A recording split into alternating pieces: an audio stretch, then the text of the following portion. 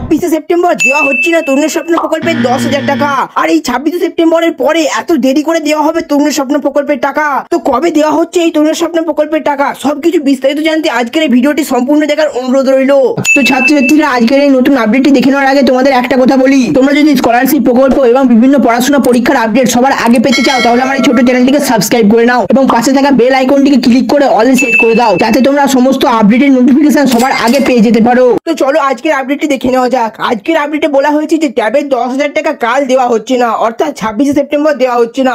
তবে কবে দেওয়া হতে পারে চলো দেখে নাও। যেহেতু একাদশ ও দ্বাদশ শ্রেণীর পড়ুয়াদের একসঙ্গে তরুণের স্বপ্ন প্রকল্পের টাকা দেওয়া হবে, তাই এবারের বাজেট বিগত বছরের তুলনায় অনেকটাই বৃদ্ধি করা হয়েছে।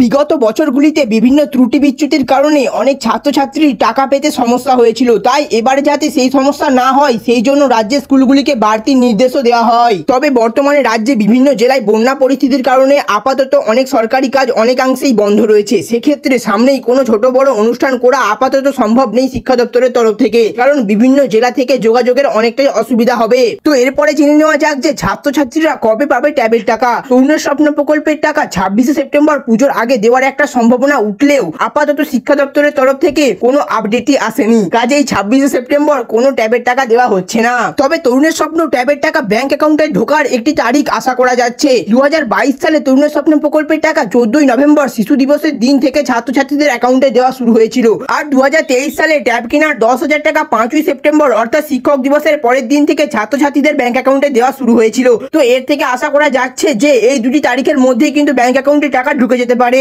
তো ছাত্রছাত্রীরা আশা করছি আজকের আপডেটটি তোমরা সকলেই বুঝতে পেরেছো। আর এরকমই বিভিন্ন সরকারি স্কলারশিপ প্রকল্পের আপডেট সবার আগে পাওয়ার জন্য তোমরা আমার ইউটিউব চ্যানেলটাকেও সাবস্ক্রাইব করে রাখতে পারো, এখানেও কিন্তু আমি আপডেট শেয়ার করে দেওয়ার চেষ্টা করব। তো আজকের জন্য এতটুকুই, দেখা হচ্ছে পরের ভিডিওতে। ভিডিওটি সম্পূর্ণ দেখার জন্য সবাইকে অসংখ্য ধন্যবাদ।